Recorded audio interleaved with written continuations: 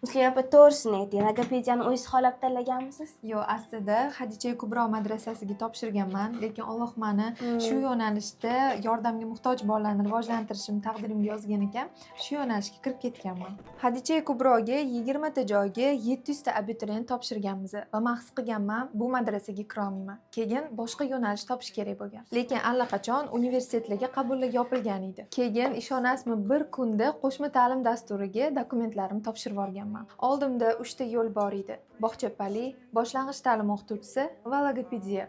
Men esa yuragimga quloq tutib, logopediyani tanlaganman. Logopediya meni eng to'g'ri qarorlarimdan biri edi. Endi yangi bilimlar olib, do'stlar orttirayotgan paytimizda birinchi kursda karantin boshlanib qoldi. Onlayn o'qishdan qoniqmasdan, ikkinchi kursdan sohamni yetakchi mutaxassisiga shogird tushganman. Yosh bo'lishimga qaramasdan, ishlayotgan logo sentrimda zo'r natijalar qilishni boshladim va meni ota-onalar qidirib topib kelishni boshlashdi. Yuragimda bitta niyat bor edi, shu qilayotgan natijalarimni o'z nomim, o'z brendim ostida qilishni xohlardim. O'z nomimga ishlash va markaz ochish bu katta bilim, risk va mablag' talab qiladigan narsa. Men esa bunga tayyor emas edim. Tajribaga kelsak, men tushundimki, bizning soha defektologiya chet elda ancha rivojlangan. Men kasbimni Belarusiyada o'qishga qaror qildim.